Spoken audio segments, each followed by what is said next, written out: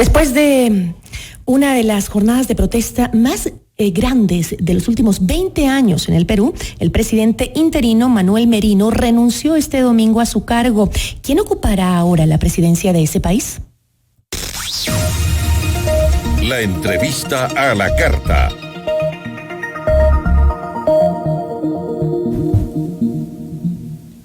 Nos acompaña a esta hora Víctor Sousa, él es parlamentario andino por Perú. ¿Cómo está? Muy buenas tardes, gracias por estar con nosotros. ¿Cómo está? Muy buenas tardes. Un saludo muy cordial a todos mis hermanos ecuatorianos y a todos los que nos escuchan y nos ven a través de esta prestigiosa emisora. Me gustaría, Víctor, poder hacer un recuento breve a nuestros oyentes. Contarles que Manuel Merino era presidente del Congreso, por lo que, según la Constitución, le correspondía pues suceder a Martín Vizcarra, luego de que éste fuera destituido por incapacidad moral. La medida pues provocó que decenas de miles de peruanos, que si bien no necesariamente apoyaban a Vizcarra, salieran a marchar y a pedir la renuncia de Merino. Las movilizaciones de rechazo, según entiendo, se organizaban de manera espontánea, coordinadas tan solo a través de las redes sociales, sin líderes ni tampoco portavoces, muy diversas y mayoritariamente joven esta protesta y con dominante presencia femenina también. Cuénteme, Víctor, ¿se esperaba en algún momento el gobierno interino esta respuesta de la población en Perú? Para ubicar mejor quizás a nuestros amigos de Ecuador, qué es lo que ha pasado, hay que decir que desde hace aproximadamente unos 2 meses y medio, 3 meses, la gran mayoría de medios de comunicación han estado emitiendo programas de investigación sobre una serie de colaboradores eficaces que se han acogido a este procedimiento de colaboración eficaz a cambio de brindar información sobre coimas, sobre cohechos efectuados por el señor Martín Vizcarra cuando el señor Vizcarra era gobernador de Moquegua. De manera que son, miren lo curioso, son la gran mayoría de medios de comunicación que han estado sacando a nivel de medios escritos como de televisión. El Comercio le ha dedicado días completos a las colaboraciones eficaces, todas ellas orientadas de distintas empresas, de distintos personajes ligados a la construcción y a la empresa Odebrecht, todos ellos señalando a Vizcarra como un hombre corrupto, como un hombre que ha percibido o que cobraba dineros por entregar las obras. Pero justamente esas fueron las razones por las que el Congreso peruano destituyó al presidente Vizcarra, pese a que la investigación, como usted lo ha dicho, continúa. Lo destituyó y asumió el poder quien le correspondía constitucionalmente, que era el presidente del Congreso, el señor Manuel Merino. Ahora, ¿por qué la población? Entonces, si usted dice que los medios de comunicación también daban información respecto a los juicios en contra de Vizcarra, ¿por qué la población peruana rechazó de manera tan fuerte? En 20 años no hemos visto eso de manera fuera de correcto. Es ¿Por correcto. qué rechazó de esa manera? Era importante que nos demos cuenta, porque esos mismos medios que han señalado reiteradamente a Vizcarra como un hombre corrupto, y que finalmente llevó a que el Congreso peruano decida hacerle una segunda moción de vacancia por estos hechos, los medios salen, publican ampliamente, el Congreso toma estas denuncias y de acuerdo a las facultades que tiene la Constitución Política y el Congreso de la República, determina la vacancia por incapacidad moral y nombra, como usted bien ha dicho, de acuerdo a la Constitución Política del Perú, al sucesor que correspondía, de acuerdo a la norma. Nadie lo eligió, la norma decía es y solo puede ser el presidente del Congreso. El presidente del Congreso asume la presidencia de la República, el presidente del Congreso nombra un gabinete y a continuación esos mismos medios, por eso es importante que se den cuenta de lo que ha pasado, son los que empiezan a generar en la población y especialmente en los jóvenes un movimiento que Bueno, hay quienes creen en una teoría conspirativa. Estamos hablando de lo que se llama la revolución molecular disipada, que es similar a que ocurrió en Chile. Es decir, de la nada aparecen una serie de mensajes dirigidos a sectores, por ejemplo, a los universitarios, donde se les dice que la educación que ellos tienen va a ser quitada, que no van a continuar con la educación a distancia, que se van a subir, etcétera. A los trabajadores, otro mensaje. Nadie sabe de dónde vienen, lo que usted nadie está sabe diciendo... cómo se han organizado, y de repente nos encontramos durante una semana con quizás las mayores protestas, más que todo estudiantiles, que se han dado, como usted bien ha notado, en los últimos 20 años. Ahora, usted me está diciendo que entonces los factores que jugaron en contra de tanto Vizcarra como Merino fue la presión de los medios de comunicación en Perú. Yo creo que ha sido en gran parte la presión de los medios de comunicación, porque nunca como antes los medios de comunicación pasaban horas de horas las marchas. O sea, entiendo que puedan un canal dedicarle una hora a una marcha. De los medios pero es que comunicar dedique justamente 9 horas seguidas a las marchas.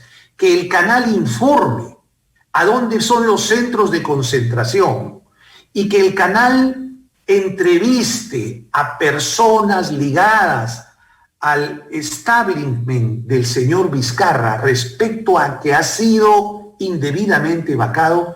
Eso no se ha visto nunca. Nunca hay 2 o 3 canales o 4 canales que parecía ya a nivel nacional. ¿Qué hay detrás de esto, según usted? ¿Qué hay detrás de esto? Ese es un tema que hay que analizar profundamente. ¿Es para usted la destitución de Vizcarra legítima? Para mí sí. Para mí es una destitución legítima desde el punto de vista legal.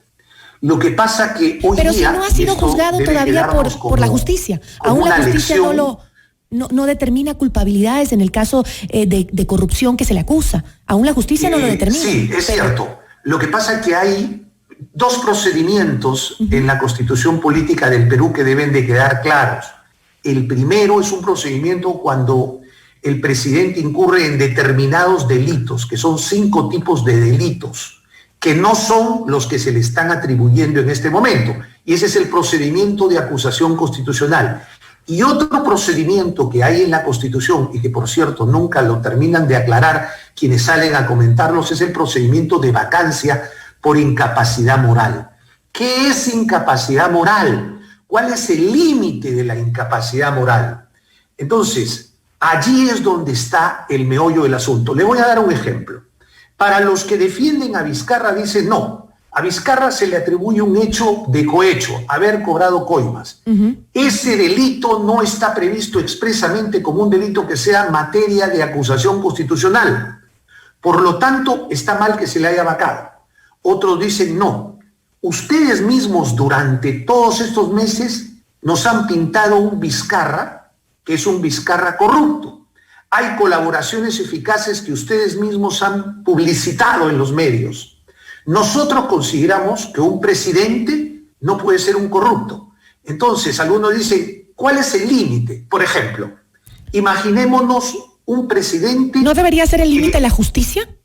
¿Que la justicia ¿cuál es el límite para determinar si es un incapaz moralmente o no? Y por eso, para que me entiendan claramente, imaginémonos que tenemos un presidente de la República en su primer año y que tenemos un video donde vemos y podemos observar que ese presidente está violando a una niña.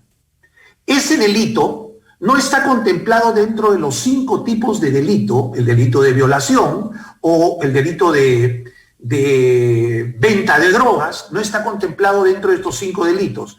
Nos obligarían al Perú a tener un presidente violador durante 4 años adicionales bajo el pretexto de que la Constitución no contempla el delito.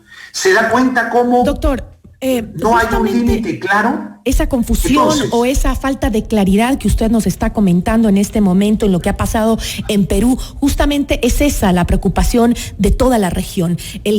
Las organizaciones internacionales, incluso no solo de la región, sino de otros del mundo pues están muy preocupadas por lo que está pasando en Perú en este momento y sobre todo porque además el presidente que había sido nombrado, el presidente del Congreso, Manuel Merino, renunció a la presidencia del Perú a menos de una semana después de estar a cargo y además que a pocos meses de un proceso electoral para que se elija un nuevo presidente. Ahora, por el tiempo, me gustaría saber cómo se va a elegir al nuevo presidente o presidenta del Perú según lo que corresponde a la Constitución de su país. Claro, solamente para aclarar que el presidente Merino renuncia a raíz de las marchas, a raíz de que han fallecido 2 jóvenes en las marchas. Es decir, él renuncia. Y hay algunos desaparecidos, según entiendo, ¿no? Porque él se siente responsable político y dice, yo renuncio porque no quiero que esto siga, que esto continúe. Hoy día, ayer se presentó una lista, y esto es otro tema novedoso en la política latinoamericana.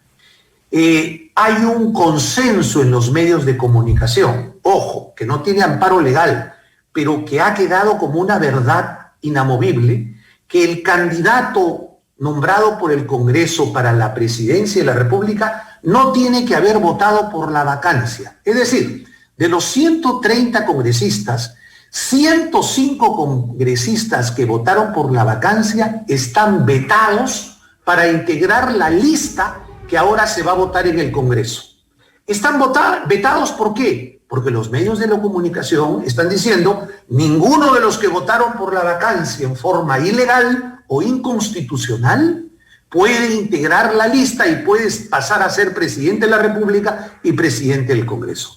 Lamentablemente para mí, un Congreso inmaduro, no olvidemos que este es el Congreso de Vizcarra. Vizcarra disolvió el Congreso anterior y convocó a elecciones parlamentarias. Estos son los hijos de Vizcarra. Los hijos de Vizcarra que terminan apuñalando al padre. Hablemos, ¿cuál es? No hay que olvidar eso. ¿Cuál es la demanda del pueblo peruano? Va a suceder que el día de hoy, ayer una lista se presentó, no alcanzó los votos, de manera que la lista quedó sin efecto. En estos momentos, hasta la 1 de la tarde, son la 1:48, a la 1 de la tarde en punto, 1:48 que en Lima, se ha inscrito 2 listas, una que responde a los puritanos, a los que votaron en contra de la vacancia de Vizcarra, si se le quiere llamar así, y otra de los que sí votaron por la vacancia de Vizcarra. Vamos a ir nuevamente a una elección. El que resulte ganador, la lista que resulte ganadora de esta elección va a tener un presidente del Congreso que a su vez va a ser presidente de la República. Y el vicepresidente de la lista ganadora se va a quedar como presidente del Congreso. Entonces, estos son estos vaivenes constitucionales, a que estamos sometidos, un caos, por cierto, una inconsistencia de todo tipo, jurídica, económica, de salud. ¿Cómo le afecta eso al Perú en un momento tan difícil? Pandemia. Incluso los medios se han atrevido a decir de que las marchas no iban a contagiar COVID y que hay un estudio hecho en Estados Unidos que con ocasión de las marchas del señor Floyd no se contagiaron más los norteamericanos y que por lo tanto era bueno que los muchachos salgan, miles de muchachos que estoy seguro ¿eso han difundido los medios en Perú? Días van a colapsar los hospitales. ¿Eso es lo que han difundido los medios en Perú tras estas marchas violentas que se dieron por la presidencia y todo lo que se está dando en el Perú? Es increíble lo que usted me cuenta. Ahora, ¿cuál es la demanda que tiene el pueblo peruano? Porque usted está hablando cuál es el proceso para designar otra vez a un presidente en Perú, pero ¿cuál es la demanda de este pueblo para que no vuelva a salir a las calles y genere lo que ha generado? Yo quiero recomendar la lectura de un libro que se llama ¿Por qué la gente odia la política? Es un libro muy esclarecedor, porque sobre todo la juventud se encuentra desarraigada completamente. Así es. No solo en Perú, sino en bastantes países de la región. Sí. Y creo que este libro de Ernesto Ganuza y Joan Font dan muchas veces algún tipo de lección respecto a lo que está pasando. En realidad los partidos políticos no están sintonizando con la población. Los partidos políticos han generado una relación de lealtad entre ellos y no lealtad con sus votantes y no lealtad con el pueblo, no lealtad con las necesidades que tienen los ciudadanos.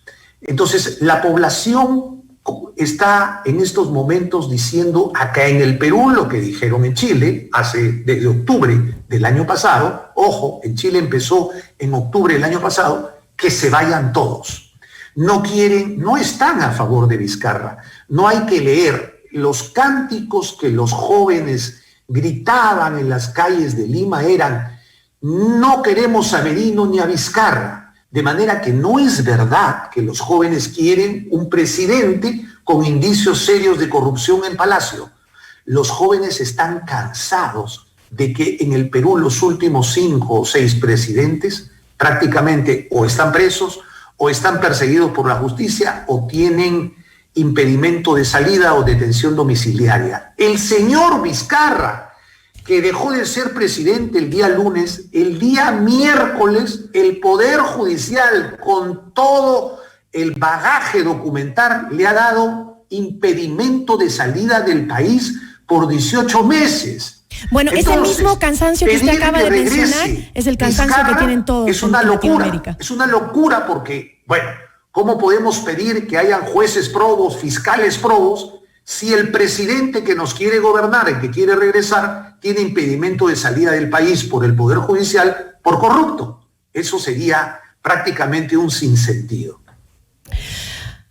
Es terrible. Lo que sucede en Perú es exactamente el reflejo de lo que sucede en gran parte de América Latina, ¿no? Con una clase política completamente desgastada y, como usted lo dijo, con una juventud completamente cansada de sus gobernantes, ¿no? Yo le agradezco muchísimo por habernos acompañado al parlamentario andino, representante del Perú, Víctor Sousa. Muchísimas gracias. Muchas gracias a ustedes. Muy buenas tardes. Una buena tarde también para usted. Esto es Notimundo a la Carta, siempre bien informados.